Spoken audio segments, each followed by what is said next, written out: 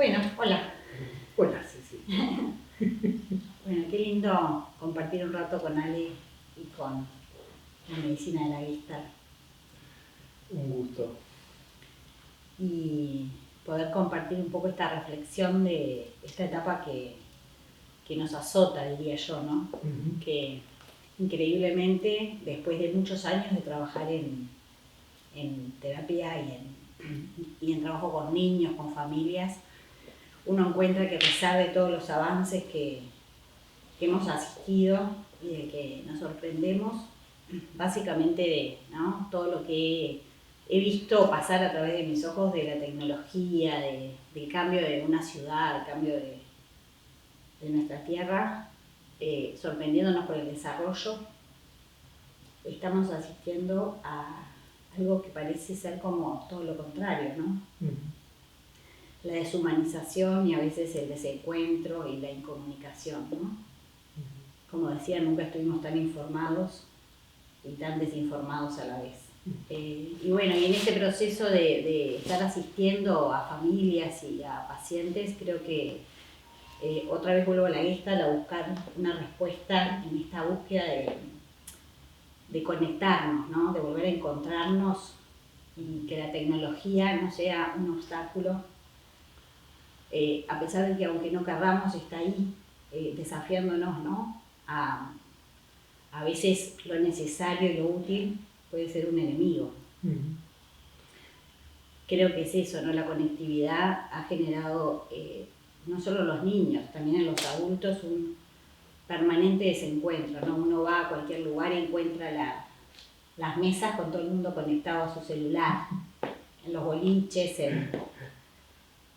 Y por otro lado me sorprende que todo lo que aprendió la Gestalt hace 10, 15, 20 años, 30 años, hoy las neurociencias, con los avances tecnológicos, le dan un sostén científico, ¿no? Y nos explican la maravilla de nuestro cerebro, de nuestro cuerpo, de nuestro soma, cómo metaboliza y autorregula todo lo que va pasando y cómo se tranca cuando hay algo que no está pudiendo ser metabolizado. Y ahí es donde digo, bueno, pero al final tenemos el soporte teórico y la comprobación científica de que la Gestalt es el camino. Teníamos razón hace mucho tiempo. Teníamos razón, ahora tenemos la certeza, ¿no? Y bueno, y el tema es qué maravilla poder usar esa herramienta en la educación, en la salud, ¿no? Sabemos que somos una unidad y que la medicina está también colapsando. No hay forma que los médicos no se quejen de que sus pacientes, en vez de contarles lo que les duele, les cuentan los problemas que tienen. Y tienen 10 minutos para escuchar, porque ya viene el siguiente. Y las maestras se tienen que hacer cargo de la educación que las familias no están pudiendo a veces dar, ¿no? Entonces, quería compartir esta reflexión, como poder compartir también esta mirada de ver cómo volvemos a lo que ya sabíamos. Es una introducción al mundo alienado y catastrófico que aparece en las películas apocalípticas, ¿no? El haber olvidado que el mundo es redondo y está todo conectado. Te comentaba hace un rato esto de que hace años decía en un programa de radio, el agua no viene de la canilla, viene en Montevideo del río Santa Lucía. Lo que le hagas al río te lo estás haciendo al agua que te tomas después en tu casa, ¿no? Pero la compartimentación de la experiencia, ¿no? Cada uno en su lugarcito, sin conexión con el resto, lo que pasa en la vida del vecino, no importa, la violencia familiar o el sufrimiento o el dolor de otros no interesa. Y ni siquiera es porque las personas sean insensibles, sino porque hemos construido un mundo alrededor de la separación, de la desconexión. Y ahora le hemos agregado la alienación del mundo virtual, ¿no? Un mundo que no es real, que no existe, pero en que la gente se refugia y que también encuentra un escudo para no conectar con sus sentimientos verdaderos y refugiarse en el anonimato, ya sea para agredir o para simplemente esconder partes de sí mismo, ¿no? Y esto cada vez más es increíble, ¿no? Porque en estos 40 años o más de 40 años de ejercicio de la psicoterapia y de la enseñanza en varias partes del mundo, en algún momento creí que íbamos a llegar a esto, ¿no? Y en realidad, mirándolo desde el lado positivo, ¿no? Como estas grandes crisis que estamos viviendo ahora también son una posibilidad de despertar, ¿no? A que con la crisis hídrica nos demos cuenta del valor del agua, ¿no? Del valor que hay en la preservación de la naturaleza para que todo esté equilibrado y, como dijiste vos, autorregulado, ¿no? El problema, ¿sabes qué me parece, Ale? Que la separación es tan fácil. Claro. Hablar de la violencia como algo que hace el otro, claro, ¿no? Y de lo que el otro debería hacer mejor y no poder hacernos cargo de nuestra parte en ese todo. Exacto. Que quizás cada uno agregaría su granito de arena en poder crecer un poquito en su conciencia y en su integridad. Nuestra forma de vincularnos con el almacenero, con el vecino y con el niño que tenemos enfrente, en realidad tenemos todo el aprendizaje ahí, en la mano, ¿no? Porque los niños son los que todavía, cuando los agarramos así en esa cosa de la frescura y la contención y en el espacio y el tiempo necesario, traen el aprendizaje, ¿no? Traen la conciencia. Después nosotros los desvirtuamos y los entreveramos, les exigimos, sí.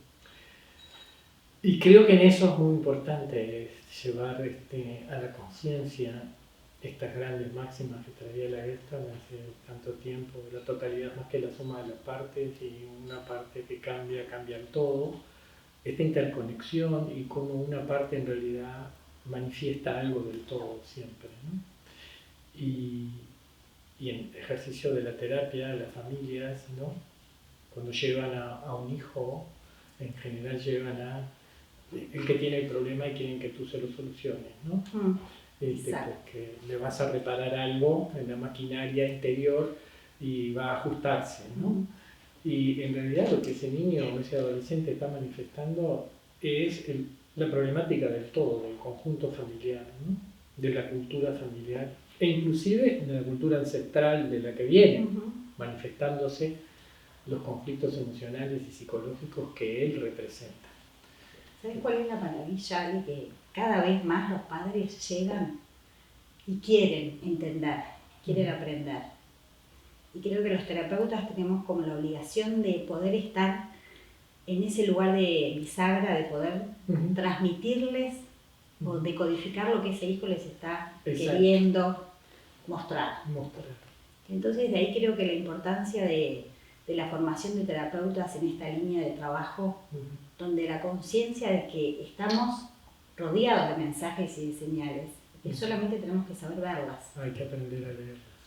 Y creo que esa es la riqueza de la Gestalt, ¿no? De la formación, en el caso de los educadores, de los agentes de salud, de los psiquiatras, que están desbordados de demanda, pero que no tienen muchas veces la posibilidad de articular esta integración del todo. No tiene idioma para poder traducir lo que sí, está el anhelo, porque el anhelo de todo ser que está al servicio de una tarea como es la educación, la salud, está el anhelo de poder ayudar y poder asistir.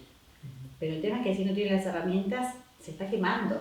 Exacto. Porque eso es lo que veo que, tanto la medicina, la psiquiatría, la educación, la cantidad de certificaciones y de catástrofes personales porque no pueden comprender qué es lo que está pasando o cómo asistir a su tarea, hace que la salud mental de quienes estamos a cargo de sostener esos vínculos esté colapsando también. Ya no es el niño. Yo te diría que a veces el niño es el que todavía está preservado, que simplemente está dando señales de alarma. Y el adulto es el que en general tiene algo que se le está moviendo y que está queriendo apretar para que no se le mueva. Y no podemos escapar de eso. Como escapar de la sombra es lo que hace que nos persiga. Es bueno, quizás sea el momento, la hora en que esta conciencia lleve a que se cambien algunas políticas y miradas y traigan luz a donde es necesario y se reconozcan las necesidades más profundas del colectivo, ¿no? Y se deje de ver la superficie, ¿no? Yo trabajé hace muchos años no importa con qué empresa del Estado, pero con el equipo de salud de esa empresa del Estado, y cómo empezó un cierto despertar cuando los funcionarios se suicidaron, ¿no? Y ahí hubo un movimiento de a ver qué pasa, ¿no? Y de pasarle el problema a recursos humanos, solucionen esto, ¿no? Pero no podían verlo como que era la manifestación de un problema de la totalidad de la organización, ¿no? Que hay un emergente, alguien que está más atravesado por lo que está sucediendo en esa totalidad y lo manifiesta de una manera dramática, pero en esa parte también hay un desesperado intento de llamado de atención del sistema, ¿no? Para que mire y cambie las condiciones por las cuales esto se va a volver a reproducir en otro tiempo, ¿no? Y así algunas instituciones educativas en Uruguay históricamente también hicieron cambios a partir de un de crisis. De crisis, sí, y de grandes dramas familiares, y a pensar, bueno, ¿qué está pasando acá adentro? Que esto es algo que nos está llamando, ¿no? Tal vez sea la historia de la humanidad necesitar llegar a colapsos para poder generar aprendizajes significativos. Esperemos que nos demos cuenta antes de que sea sin duda demasiado tarde. Bueno, vamos a seguir trabajando en que eso ocurra. Hay que acumular suficiente conciencia. Creo que los niños son el emergente porque son la parte del sistema más débil. Sí. Y muchas veces son los que traen las primeras señales. Sí. Si solamente estuviéramos atentos ahí, quizás estaríamos más conectados. Sí, y yo, no por corregir esto, sino usaría la palabra vulnerables, ¿no?